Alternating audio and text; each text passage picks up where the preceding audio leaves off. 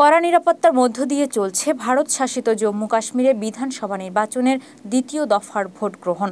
স্থানীয় সময় বুধবার সকাল 7টা থেকে শুরু হয় মোট 3 দফা নির্বাচনের দ্বিতীয় দফায় 26টি বিধানসভা আসনের ভোট গ্রহণ কর্মসূচি। ভারতীয় সংবাদ মাধ্যম এনডিটিভি জানায়, দ্বিতীয় দফায় জম্মুর এবং কাশ্মীরের 3টি করে জেলায় যথাক্রমে রইসি, রাজৌরি ও পুঞ্চ এবং বদগাম, গান্ডেরবাল ও শ্রীনগর। এগুলোর মধ্যে শ্রীনগরে 8টি, বদগাম জেলায় 5টি, রাজৌরিতে 5টি, পুঞ্চে 3টি, গান্ডেরবালে 2টি এবং রইসিতে 3টি বিধানসভা আসন রয়েছে।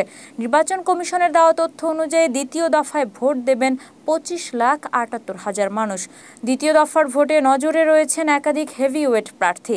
সাবেক মুখ্যমন্ত্রী ওমর আবদুল্লাহ সহ মোট 239 জন প্রার্থী নির্বাচনী লড়াইয়ে রয়েছেন। ওমর আবদুল্লাহ ছাড়াও কংগ্রেসের তারিক হামিদ কাবরা, বিজেপির রবীন্দ্র রায়না ও আলতাফ বুখারীর মতো প্রার্থীর ভাগ্য পরীক্ষা হচ্ছে আজ। ভোট গ্রহণকে কেন্দ্র করে নির্বাচনী এলাকাগুলোতে কঠোর নিরাপত্তা ব্যবস্থা করা হয়েছে।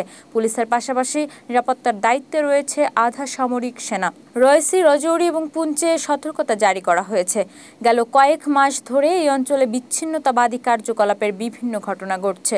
এজন্য কোনো অপ্রীতিকর ঘটনা এড়াতে নিরাপত্তা জোরদার করা হয়েছে।